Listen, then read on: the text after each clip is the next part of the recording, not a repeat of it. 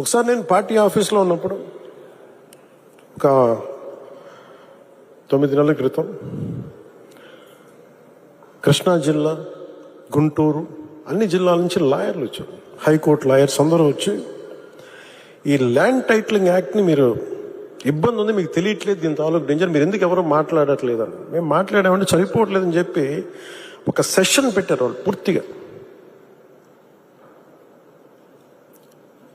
మా మంత్రి నాదెండ్ల మనోహర్ గారి ఆధ్వర్యంలో వాళ్ళు చెప్పింది వింటే భయం వేసింది.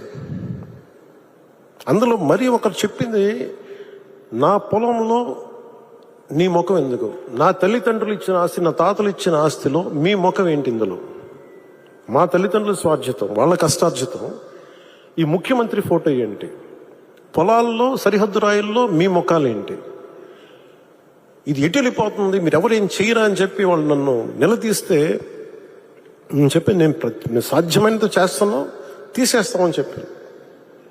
ఆ రోజు అది విశ్వాసమే, నమ్మకమే. కానీ ఈ రోజున అది ఒక సత్యం, ఒక నిజం. చంద్రబాబు గారు రాగానే ల్యాండ్ టైటిలింగ్ యాక్ట్ని రద్దు చేసి ప్రజలకి, ఆస్తులకి భద్రత కల్పించినందుకు మనస్ఫూర్తి వారికి నా ధన్యవాదాలు తెలుపుతాను.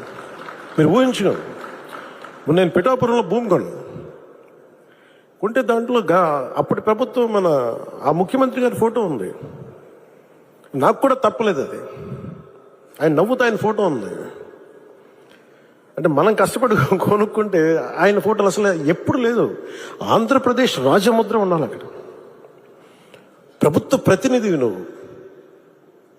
అలాంటి రాజముద్రని తీసేసి, ఆంధ్రప్రదేశ్ రాజముద్రని తీసేసి వ్యక్తి ఫోటో పెట్టుకున్నా అంటే అది ఎంత ఒక విచిత్రమైన ఆలోచన విధానం అది.